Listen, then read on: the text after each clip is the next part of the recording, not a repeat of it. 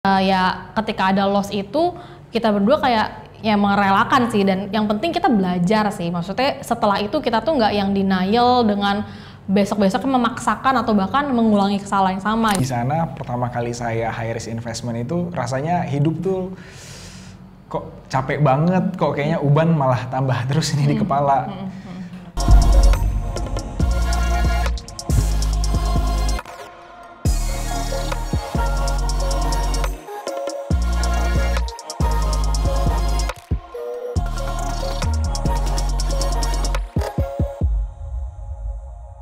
Halo, saya Belda.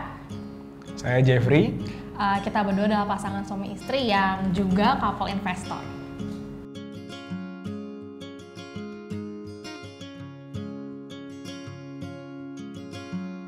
Yang mengajarkan pertama kali saya investasi sebenarnya nggak ada.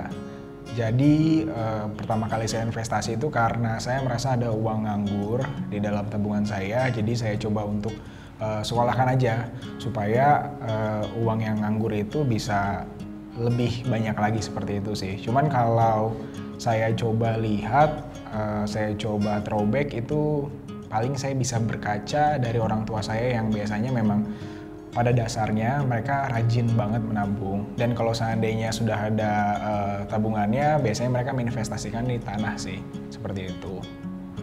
Kalau aku sih sama sih ya, belajar pertama investasi itu dari orang tua gitu. Nggak diajarin secara gamblang, tapi paling kita ngamatin aja sih gitu. Kayak dulu papaku tuh berinvestasi di high risk gitu, terus mamaku dipercayakan istilahnya mengelola dana-dana yang ada terus diinvestasikan di low risk gitu. Makanya setelah aku kayak mengamati mereka, aku menerapkan itu ya di keluarga kita gitu. Jadi itu salah satu hal yang penting sih menurut aku kan. Jadi supaya nanti perencanaan keuangan keluarganya juga lebih sustain gitu ya.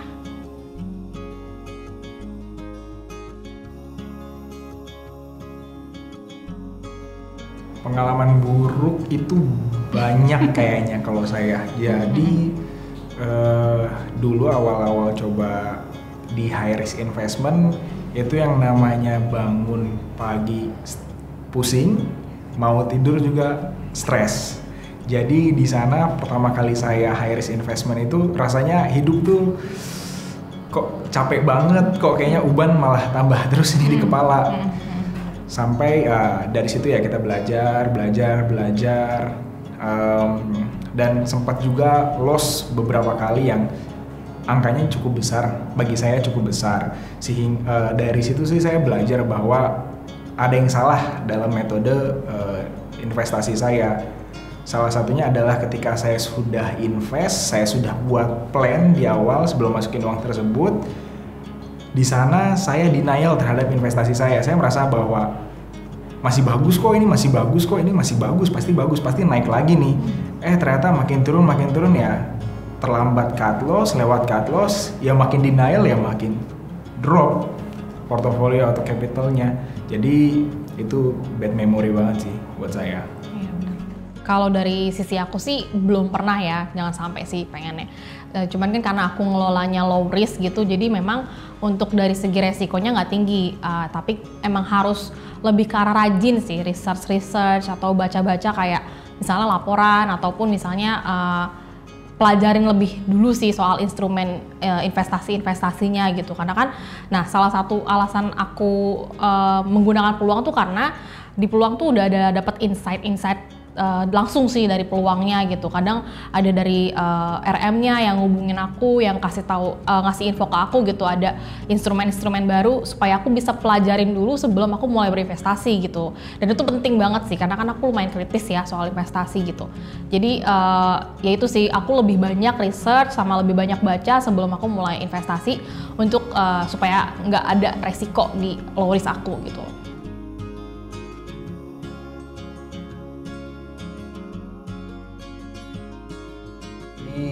Dulu itu sempat rugi cukup besar lah, mungkin belasan sampai puluhan.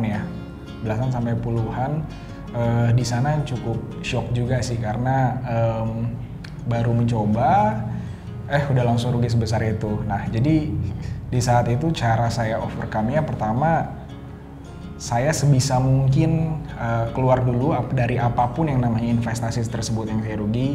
Saya nggak ngeliatin apapun itu selama 1 bulan, 2 bulan, sampai saya merasa cukup untuk bisa kembali lagi ke investasi tersebut. Jadi saya ngerasa diri saya oke, ini kayaknya sudah cukup nih, dan saya juga sudah punya plan yang matang sebelum saya melakukan pembelian investasi. Di situ baru saya bisa masuk kembali seperti itu. Kalau aku boleh tambahin ya, kayak mungkin waktu dia overcome itu kan aku juga nggak membesar-besarkan kesalahan dia dalam berinvestasi gitu ya, karena kan balik lagi namanya investasi itu kan masih belajar gitu. Jadi ya ketika ada loss itu kita berdua kayak ya merelakan sih, dan yang penting kita belajar sih. Maksudnya setelah itu kita tuh nggak yang denial dengan besok-besok memaksakan atau bahkan mengulangi kesalahan yang sama gitu. Kalau yang baik kan memang harus belajar, kemudian ya udah besok-besok berarti plan investasinya harus diperbaikin gitu ya.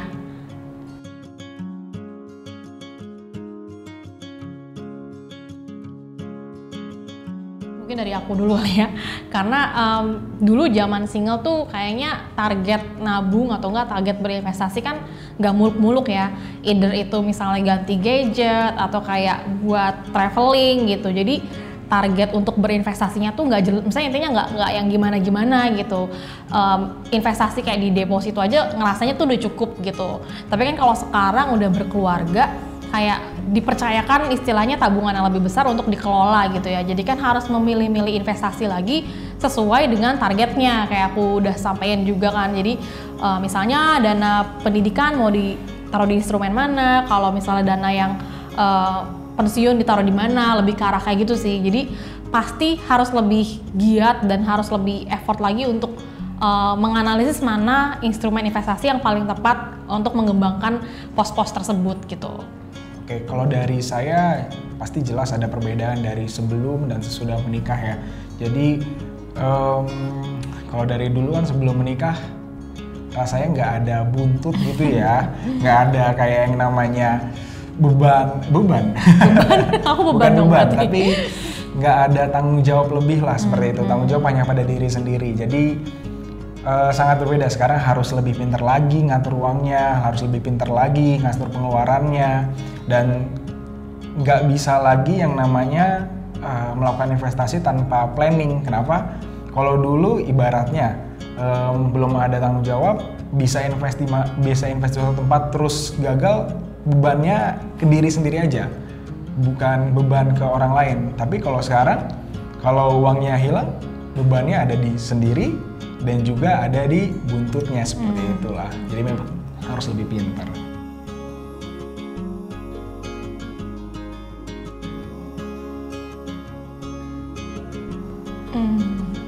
Pemegang keputusan. Kayak kita selalu diskusi ya. Yeah. Kita tuh selalu diskusi, maksudnya ya balik lagi kita kan udah kayak punya tanggung jawab masing-masing ya. Jeffrey di high risk, aku di low risk gitu. Jadi setiap ada instrumen baru misalnya yang aku mau approach atau aku mau masukin, biasanya aku sharing dulu nih sama Jeffrey gitu, kayak ada nih investasi atau enggak instrumen baru nih lumayan gini returnnya. Jadi aku selalu kayak diskusi sama dia sih gitu. Kamu juga gitu ya? Jadi kita kurang lebih intinya diskusi sih di dalamnya. Meskipun nggak melulu bahwa harus diputuskan oleh aku, harus diputuskan oleh dia untuk low risk atau aku yang high risk, nggak seperti itu sih. Cuman mostly kita selalu diskusi sih. Walaupun emang kebanyakan di pemegang keputusan terakhir di Pak Direktur nih dari suami aku. Ya fun fact, jadi tuh awal yang mendaftarkan diri untuk ikut program Wonderbox tuh aku. Terus karena aku ngerasa kayak ini kayaknya lumayan banget sih hadiahnya gitu, akhirnya aku kayak membujuk suamiku untuk ikutan daftar Wonderbox gitu.